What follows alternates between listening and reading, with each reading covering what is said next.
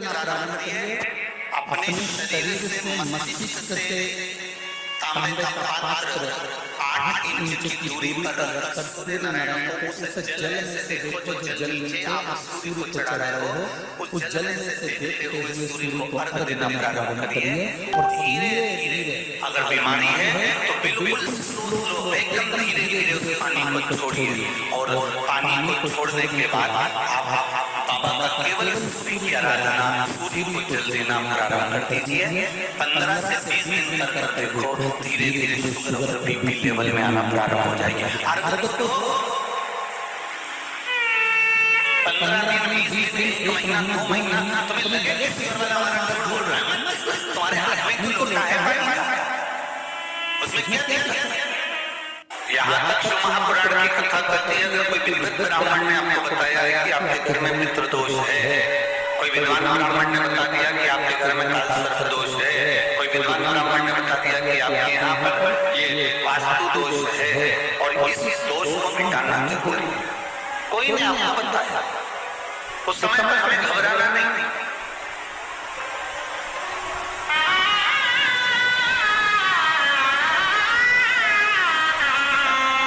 घबराने का कर्म नहीं। कहते हैं पीपल का जो जल झड़ता है पीपल के वृक्ष से, आप लोगों ने कभी कभी देखा है कि नहीं देखा? वो आपको नहीं।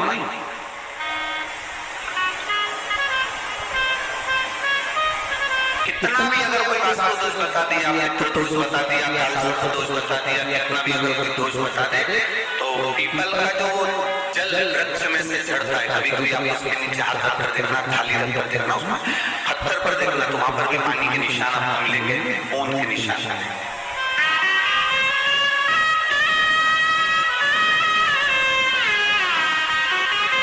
मात्र उस पीपल के वृक्ष के जल की एक बिंदी, एक मात्र बिंदी, शंकर भगवान का जो शिवलिंग है, जलाधारी है, चरण है, गणेश कार्तिकी का स्थान है, अशोक सुंदरी का स्थान है और प्रत्येक जलाधारी में से पानी बीच में से आकर नीचे की ओर गिरता है, नीचे की ओर गिरता है।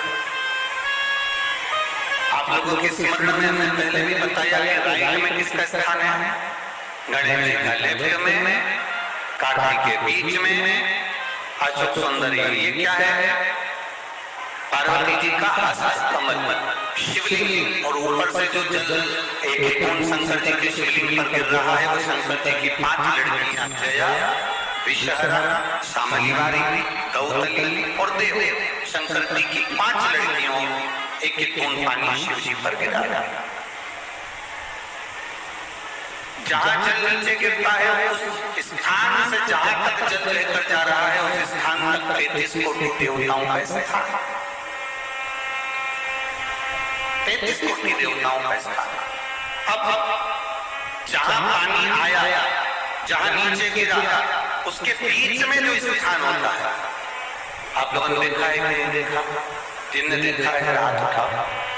ये पानी जैसे यहाँ तक आया और यहाँ के बाद नीचे गिरेगा तब वो नाली के माध्यम से बाहर जाएगा, तो जितनी दूर यहाँ से वो नीचे की ओर जो गिर रहा है, यहाँ से वो नीचे की ओर जो पानी जा रहा है, ये जो स्थान होता है ये हमारे 3 दोषों को निवारण तुरंत कर देता है।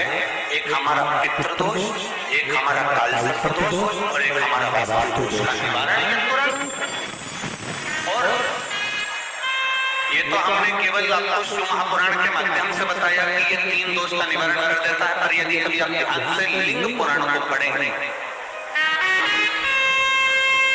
आप यदि लिंग पुराण को पढ़ेंगे और गीता प्रेस गोरखपुर के लिंग पुराण को लगाकर यदि आप पढ़ते हैं या गीता प्रेस गोरखपुर की शिव अंक को भी आप अगर पढ़ेंगे,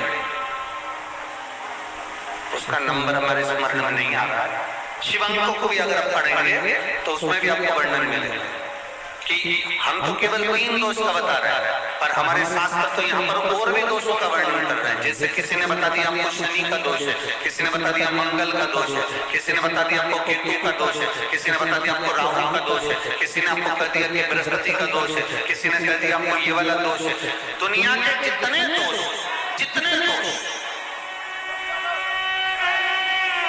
पीपल के वृक्ष के झड़ता हुआ जल की एक बूंद का स्पर्श, भले वो सूख गई हो, उसका एक स्पर्श मात्र जहाँ पानी नीचे की ओर गिर रहा है उतनी परिधि, उतनी जगह के बीच में जहाँ से पानी गिरता है, बस उस स्थान पर अगर वो उंगली अपना नाम और गोत्र का स्मरण करके लगा दी जाए और एक लोटा जल चढ़ा दिया जाए तो ये जितने दुनिया के दोष हैं वो अपने आप समाप्त हो ही जाते हैं। शंकर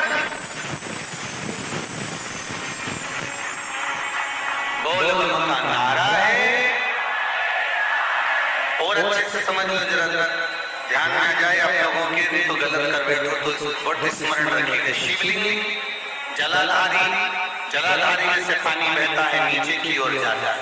जितना मोटा शिवलिंग की ये जलाधारी होती है उसमें से पानी जहाँ नीचे गिरता है, जितनी भी मोटी हो उसको कहीं पर भी आप बिंदी लगा सकते, उस स्थान पर आप कहीं पर भी उस बिंदी को लगा। कोई कह दे तुमको कि तुम्हारा मंगल गड़बड़ है, कोई कह दे तुमको तुम्हारा राहु गड़बड़ है, कोई कह दे तुमको तुम्हारा केतु गड़बड़ है, कोई तुमसे कह दे तुम्हारा बृहस्पति गड़बड़ है, तो समझ लेना कि हमारे ग्रह की दशा को सुधारने के लिए ये जो स्थान है, बस उस स्थान पर एक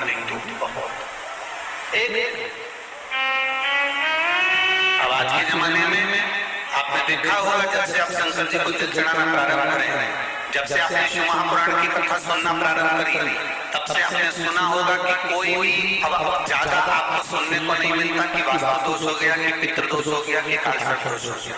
इसके पहले का जो समय था, उस समय किसी को भी पत्रिका दिखाओ, किसी के पास भी जाओ, वास्तु दोष, कालसर्प दोष, पितृदोष, ये सारे दोष चलते रहते थे। पर तुमने जो एक लोटा जल शंकर भगवान को समर्पित करा, तुम्हारा चढ़ा हुआ जल उसी स्थान से नीचे गिर रहा है जहाँ हमने बिंदी लगाने का बताया, वहां से नीचे गिर रहा है, तो तुम्हारा दोष जल चढ़ाते चढ़ाते अपने आप दोष समाप्त होता चलेगा।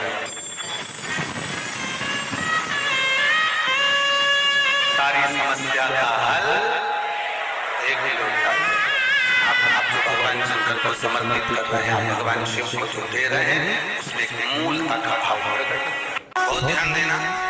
कई लोग पूछते हैं महाराज जी क्या घर में शंकर जी का शिवलिंग रख सकते हैं? रख सकते हो, मना नहीं।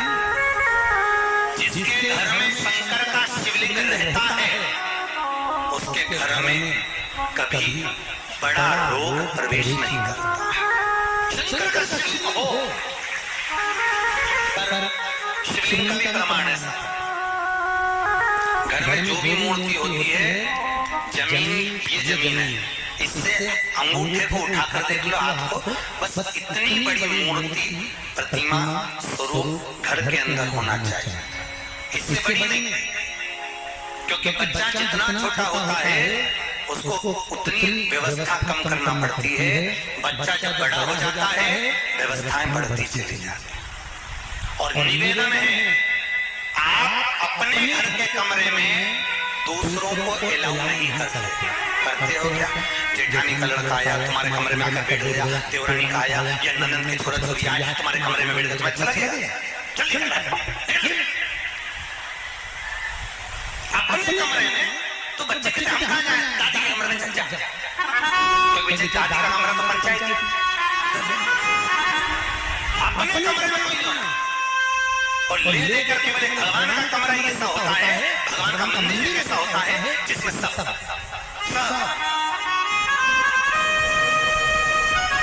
तीर्थ करने गई कहाँ? रामेश्वर। गणेश जी भगवान शंकर से बोले पिताजी फिर तीर्थ गई है। शंकर जी बोले बेटा खसक के बैठ जा, पकड़ के लाती होगी। तीरथ गई, वहां से रामेश्वर जी खुल गई, फिर बद्रीनाथ गई, वहां से पकड़ ली, द्वारका गई, वहां से ली गई। इतना सारा देवी देवता एक ही मंदिर में, सारा पितर देव, ये देव, वो देव, सब बेचारा ये सब खसकाया बैठा। इतना सा तो मंदिर, उसमें भी ये सब फसाया बैठा, और उसी में पानी का लोटा, उसी में जल सब रख गई, और मानो पड़े लोटा में लुढ़क गया, सब गीला हो गए। गणेश जी ने कहा पिताजी बोले गीला हो गए, शंकर भगवान बोले बेटा तो आरती करके निकल आएगी।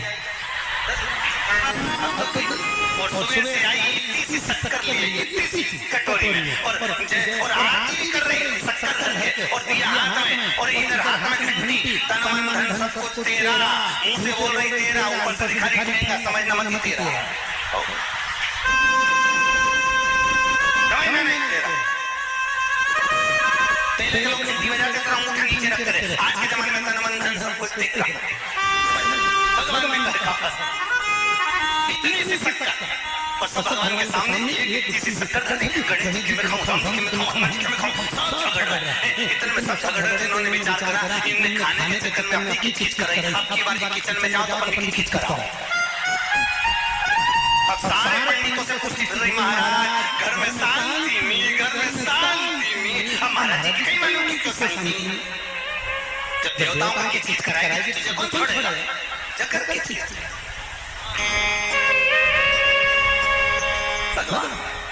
और बच्चा कुछ था तो वो दिवाली दशहरा आया, जन्माष्टमी आई, इतना सारा भगवान की थाली में रख के अचार लेके पकड़ने बैठ गई। आज तो जन्माष्टमी, और बच्चा कुछ तो पाउडर लिए कौन सा पीताम्बर, उससे जैसा रगड़ूंगी पूरा साफ हो जाएगा।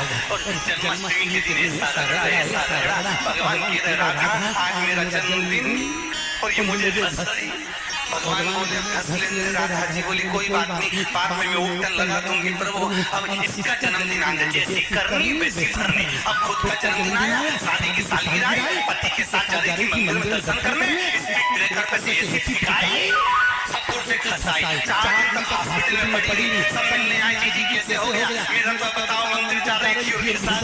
भगवान बोले तूने मेरे जन्मदिन पे घसा, तेरे जन्मदिन में नहीं घसा, और घस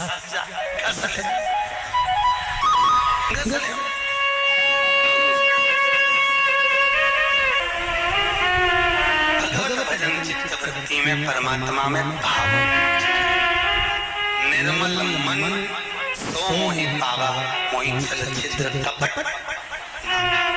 भगवान कहाँ कहते मुझे कुछ चाहिए, गाय नहीं मिले इनको रोड पे, और पहली रोटी गाय की, और वो गाय नहीं मिले तो रोटी किसको दे। अब कह भी नहीं सकते कि पड़ोसन के खिला दे। अब बोले तो पूछा उसने करे क्या, मैंने कहा माँ एक काम करो बस, पहली रोटी गाय की बनाती हो ना, उसकी जगह पर मत बनाओ, प्रयास करना जब 1 महीने की रोटी एक बनती है 1 दिन की, तो कितना आटा लगता है, उतना आटा एकत्रित करना, और कभी किसी भूखे को उसका भोजन बनाकर खिला देना, उतना ही पुण्य तेरे खाते में आ जाए, उतना पुण्य आ जाए। पर भूखे से मतलब ये मत रखना कहीं आज के जमाने में किसी भिखारी को रोटी दो तो लेता ही नहीं साहब, उसको तो कुछ भी दो ना तो लेता ही नहीं, उसको तो पैसा चाहिए। क्यों? क्योंकि वो लेगा और शाम को जाकर मदिरालय में, वैश्यवृत्ति में, जुए में उस धन को लगा देगा। इसलिए पहले की कथा में भी कहा, फिर कहते हैं गाय, बेटी और लक्ष्मी 50 बार विचार करना तब किसी को देना। गाय देने से पहले विचार करो कि जिस ब्राह्मण को दे रहे हैं वो संभाल कर रख रहा है, अच्छे से खिलाएगा पिलाएगा, नहीं तो मालूम पड़े गाय दूध देना बंद करते वो बेचते कसाई के हाथ में चली जाए, और जब कसाई उस गाय को काटे तो जिसने दान करा उसको दोष लगेगा।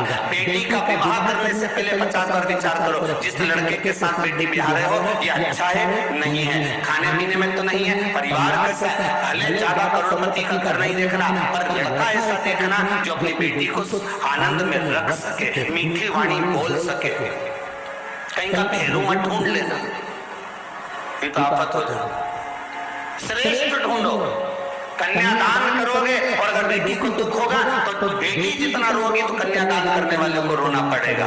कई बेटियां अगर दुखी होती है तो माँ बाप ही तो रोते हैं। कौन रोता है साहब? माता पिता को रोना पड़ता है। कहाँ बेटी का भाग्य फोड़ दिया, कहाँ बेटी को दे दिया, बताओ। तो माता पिता को रोना पड़ेगा। उसी तरह लक्ष्मी ऐसे बेकारी के कटोरे में मत देना जो शाम को जाकर मदिरा पान में लगा दे, वेश्यावृत्ति में लगा दे, जुए में लगा दे, मांसाहार में लगा दे।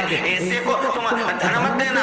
अगर पैसा दे भी रहे हो किसी के कटोरे में तो ऐसी जगह देना तुम्हें देखकर संतुष्टि हो कि मैंने पैसा दिया था तो उसने रोटी खा ली, मैंने पैसा दिया था तो उसने सत्कर्म में लगा दिया, मैंने पैसा दिया था तो अच्छी जगह पर लगा, कहीं गलत जगह पर ना लग जाए। उसका दान तुम्हें करना है, उसका स्मरण तुम्हें करना है। कभी दुख की घड़ी चल रही है, कभी समस्या चल रही है, तकलीफ चल रही है, रोग चल रहा है, बीमारी चल रही है, कष्ट बहुत है, तो उसके दरवाजे पर जाकर इस माथे को थोड़ा सा झुका लो। कभी कभी अगर तुमको लगे कि मेरे जीवन में बहुत बीमारियों ने मुझे घेर रखा है तो प्रयास करा करो कि बेलपत्र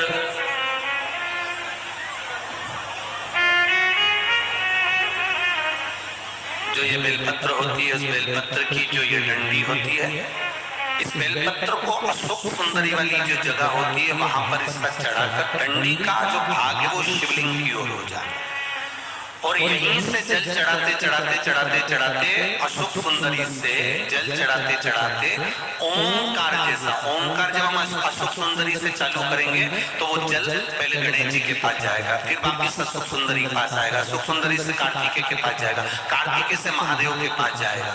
ऐसा ओंकार जैसा जल जब तुम्हें लगे कि बीमारी बहुत घेर रखी है और बहुत बीमारी ने घेर लिया, कोई किडनी, कोई लीवर, कोई बहुत शरीर में कष्ट, कोई रोग बीमारी, या कहीं तुमको ऐसा लग रहा है कि मेरा गर्भ 20 साल हो गए, 22 साल हो गए, संतान नहीं, तब भी इस प्रयोग को जरूर करिएगा।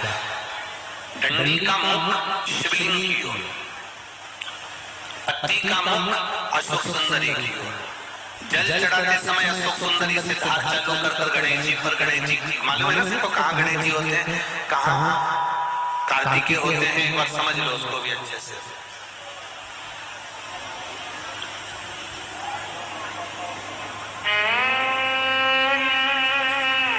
ये नीचे का गोल भाग, ये जल जाने का स्थान, ये शिवलिंग, बीच में जो मोटी सी लाइन होती है वो अशोक सुंदरी का स्थान है।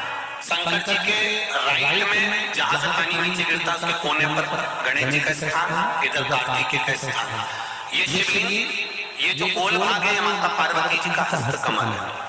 ऊपर से जो बूंद बूंद जल कलश में से गिरता है वो शंकर भगवान की 5 लड़कियां, जया, विषहरा, शांतिवारी, दौलती और देव, ये शिव जी की 5 लड़कियां ऊपर से जल की बूंद गिराती हैं। हम जब भी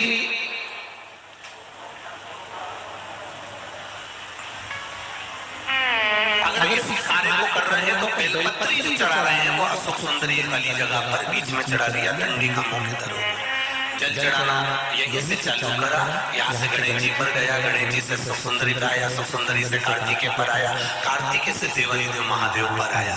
ये ओम बिंदु जल है, इसको हरिओम जल भी कहते हैं।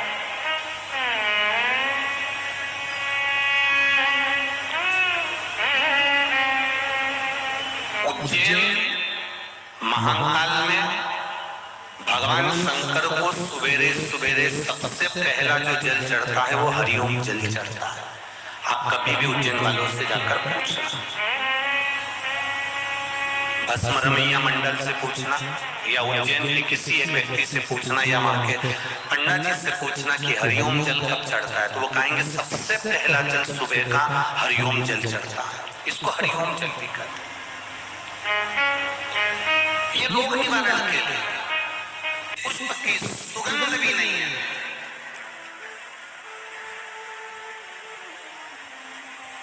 और जहर भी बहुत भरा हुआ है, कोई गंध नहीं उसमें, कोई सुगंध नहीं उसमें।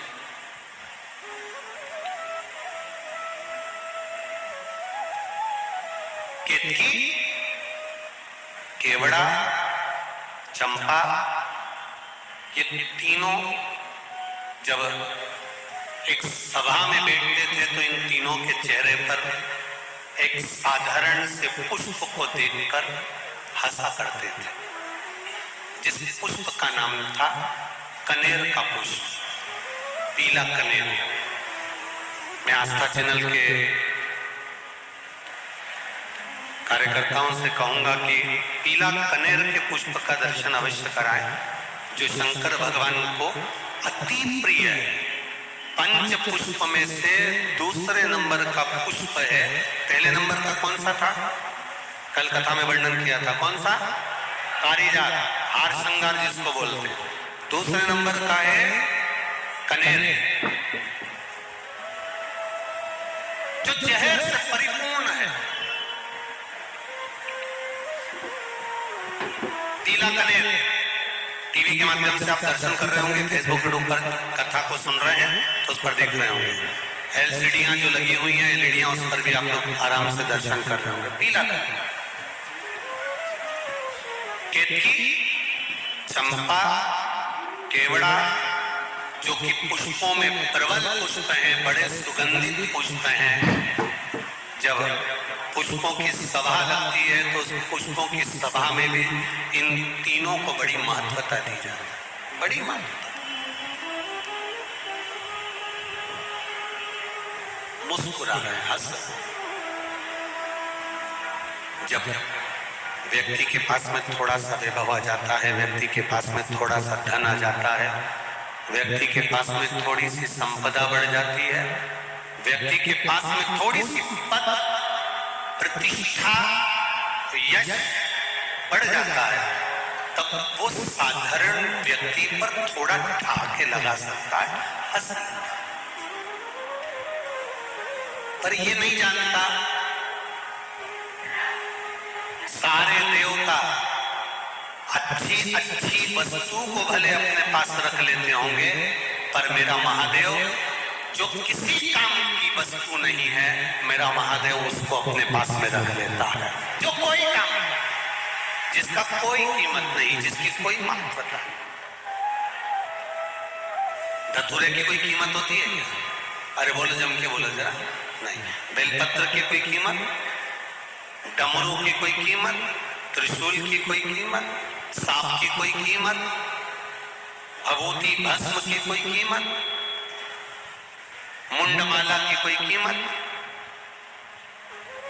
जिसकी कोई कीमत ही नहीं है, जिसको दुनिया ने नकार दिया, जिसको दुनिया ने धक्के मारकर निकाल दिया। शिव महापुराण की कथा कहती है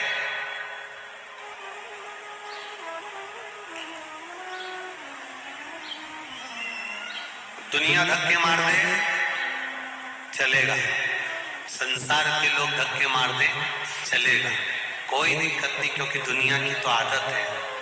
जो बच्चा माँ की गोद में पड़ा रहता है वही माता की छाती पर लात मारता है। ये तो रीति है। एक मांग का टीका, एक चप्पल और एक छाता, ये तीन चीजें किसी के भी प्रयोग में नहीं लेना चाहिए। किसी की दूसरे की मांग कर या दूसरे की लेकर इसका प्रयोग नहीं करना। एक किसी की चप्पल हो, पादुका हो, या किसी का पांव का जूता हो, चप्पल हो, आपकी चली भी गई ना तो आपको टेंशन नहीं लेना, गई ना कोई बात। पर महाराज बड़ा दुख होता है, 500 की टेंशन मत आ जाए।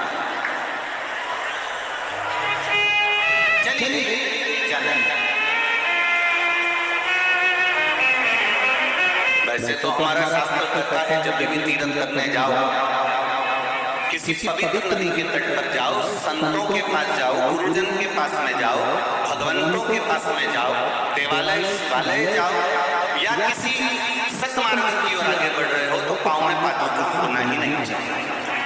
क्यों? क्योंकि आधा चित्त, आधा मन, आधा टेंशन तो आपका उस पादुका में लगा रहता है कि भाई है कि गई, आधा टेंशन तो वहां लगा रहता है, ध्यान लगा रहता है बार बार। कई बार चली भी जाती है और जाने के बाद कितना टेंशन होता है कि मैं किसके लिए जाऊं। चिंता तो व्याप्ति है, ऐसा नहीं कि चिंता नहीं व्याप्ति होता है। तो यहाँ पर हमारा सनातन धर्म कह रहा है कि एक मांग का टीका, एक पादुका और एक छाता। इसलिए हमारे सनातन धर्म में जब किसी का मृत्यु हो जाती है या कोई किसी के घर में कोई उद्यापन करता है या कोई बड़ा आयोजन करता है या कोई पूजन कराता है तो उसमें पद की महत्वता होती है। उस पद में दो चीजें बड़ी खास होती है, एक पांव की चप्पल और एक छाता।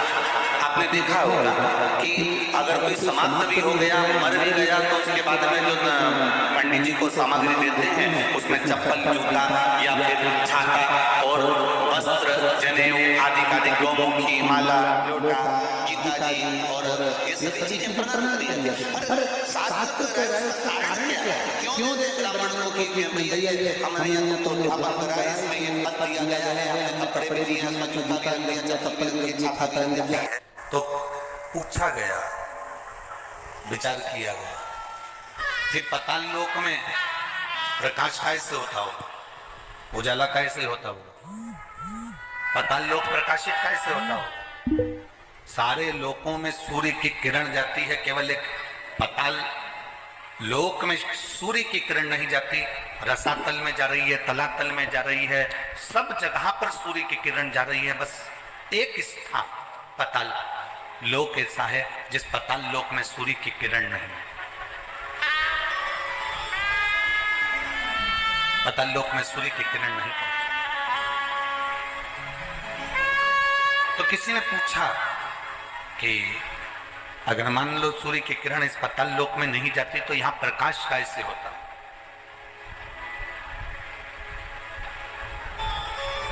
यहां इतना प्रकाश कैसे होता है।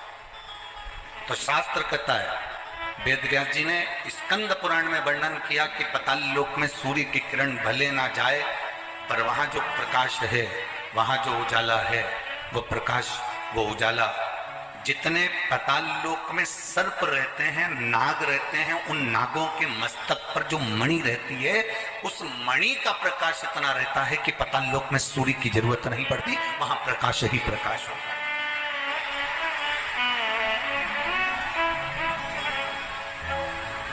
वहां प्रकाश ही प्रकाश होता है। अब आप भी थोड़ा सा स्मरण करिएगा, आप भी अपने ध्यान लगाइएगा कि पाताल लोक में भगवान शंकर के वासुकी नाग जो उनके गले में पड़े हुए हैं, पाताल लोक के अगर कोई स्वामी माने गए हैं तो वो वासुकी नाग को माना गया। पाताल लोक का अगर कोई राजा माना गया है तो वो वासुकी नाग को माना गया। पाताल लोक का अगर स्वामी कहा गया है तो वो वासुकी नाग को कहा गया। और वासुकी नाग कहां पर है? भगवान शंकर के जम के बोलो जरा, शिव जी के गले। अब जब वासुकी नाग भगवान शंकर के गले में है और शास्त्र कह रहा है कि पाताल लोक में सूर्य की किरण नहीं जाती पर पाताल लोक में इतना प्रकाश रहता है, तो वो प्रकाश कहां से आता है?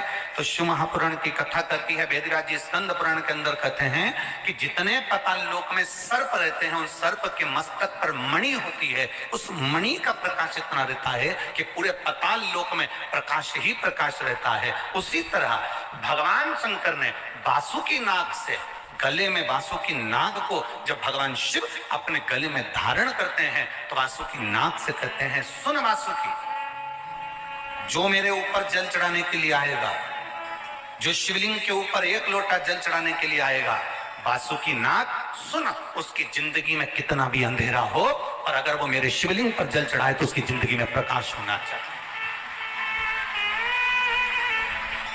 उसके जीवन में प्रकाश होना चाहिए।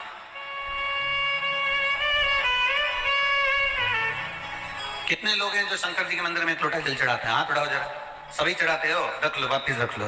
धन्यवाद, बहुत बहुत बाबा की कृपा। चढ़ाना चाहिए,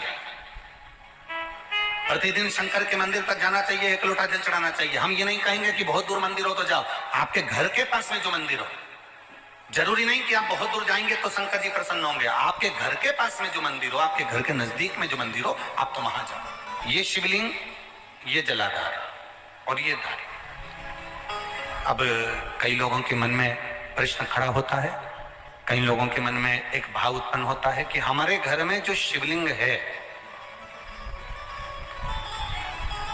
हमारे घर में जो शंकर भगवान का शिवलिंग है, क्या उस पर वासुकी नाग लगाना, सर्प लगाना जरूरी होता है क्या? हमारे घर के अंदर जो शिवलिंग है, हमारे घर में जो शंकर भगवान का शिवलिंग है, उस पे सांप लगाना, सर्प लगाना, वासुकी नाग लगाना जरूरी है क्या? तो बहुत सावधानी से समझिएगा कि जो शिवलिंग होता है, जो शिवलिंग होता है, उस शिवलिंग में भगवान शंकर स्वयं विराजमान है। तो उनके गले में अगर सर्प है तो शिवलिंग में आप रूप सर्प है। शंकर जी अगर रुद्राक्ष की माला पहने हैं तो शिवलिंग में वो रुद्राक्ष का बल है। शंकर जी बागंबर पहने हैं, शिवलिंग में वो बागंबर का अंश है। शिवलिंग गंगा धारण करे हैं तो शिवलिंग, भगवान शंकर गंगा धारण करे हैं तो शिवलिंग में वो गंगा का तत्व है। जरूरी नहीं कि तुम्हारे घर में जो शिवलिंग हो उस पे नाग हो।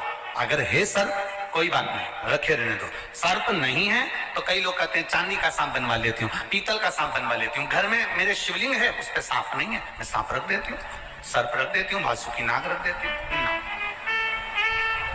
अगर है तो रखो। शिव महापुराण की कथा कहती है, जिसको रात्रि में सोते समय या सुबह या ऐसा लगता है कि मुझे स्वप्न में सर्प नजर आते हैं, सांप दिखते हैं, कोई मरा हुआ व्यक्ति नजर आता है, उसको लगता है कि कोई डरावनी सी वस्तु नजर आती है, कोई श्वेत वस्त्र नजर आते हैं या कोई सर्प नजर आता है, तो हमारा शास्त्र कहता है शिवलिंग, जैसे ये शिवलिंग है पूरा जलाधारी पर रखा हुआ है, और जो शिवलिंग है, इस शिवलिंग के 5 स्थान ऐसे नियुक्त कर लीजिए। कितने स्थान? 5। चंदन लीजिए, उस पे एक चावल का दाना, एक अक्षत, वो भी चंदन में गीला करा हुआ, पूरा चावल का दाना। 5 स्थान नियुक्त कर लो। एक स्थान ये कर लिया, हमने चंदन लगाया, उसमें चंदन का चावल का दाना लगाया। दूसरा स्थान हमने ये नियुक्त करा, हमने चंदन लगाया, उस पे चावल का दाना लगाया। तीसरा स्थान हमने ये नियुक्त करा, चंदन लगाया, चावल का दाना लगाया। चौथा स्थान हमने ये नियुक्त करा, चंदन लगाया, चावल का दाना लगाया। 5वां स्थान हमने ये नियुक्त करा, चंदन लगाया, चावल का दाना लगाया। बस एक बेलपत्र अशोक सुंदरी वाली जगह पर पहले चढ़ा देना है, फिर ये 5 स्थान पर चंदन की बिंदी और एक चावल का दाना लगा देना। इस बेलपत्र को उठाकर लाना है प्रदोष काल। प्रदोष काल सूर्य जब जा रहा हो, चंद्र प्रवेश कर रहा हो, उसको प्रदोष काल कहा गया। उस प्रदोष काल में इस बेलपत्री को भगवान पतालेश्वर महादेव का नाम लेकर खा लेना है। कभी जिंदगी में तुम्हें सर्प का स्वप्न आ ही नहीं सकता और सर्प का भय नहीं हो सकता। ये पतालेश्वर 5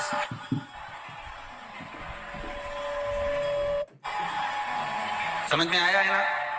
5 स्थान यदि हम नियुक्त करते हैं और 5 स्थान नियुक्त कर कर हम चंदन की बिंदी रखकर एक चंदन में भिड़ा हुआ चावल, चंदन में गीला किया हुआ चावल का एक दाना 5 स्थान पर यदि हम लगाकर एक बेलपत्र पहले समर्पित कर उसको लगाकर फिर हम उस बेलपत्र का प्रदोष काल के समय पर भगवान पतालेश्वर का स्मरण कर कर उसको पा लेते हैं, तो हमें फिर स्वप्न में सर्प का भय नहीं रहता, हमें स्वप्न में सर्प दिखाई नहीं देता। मुझे विश्वास है आप सूर्य को अर्घ देना प्रारंभ करिए। अपने शरीर से, मस्तिष्क से तांबे का पात्र 8 इंच की दूरी पर रखकर सूर्य नारायण को उस जल में से देखो, जो जल नीचे आप सूर्य को चढ़ा रहे हो, उस जल में से देखते हुए सूर्य को अर्घ देना प्रारंभ करिए। और धीरे धीरे, अगर बीमारी है तो बिल्कुल स्लो एकदम धीरे धीरे उस पानी को छोड़िए। और पानी को छोड़ने के बाद आप बाबा का केवल सूर्य की आराधना, सूर्य को जल देना प्रारंभ कर दीजिए।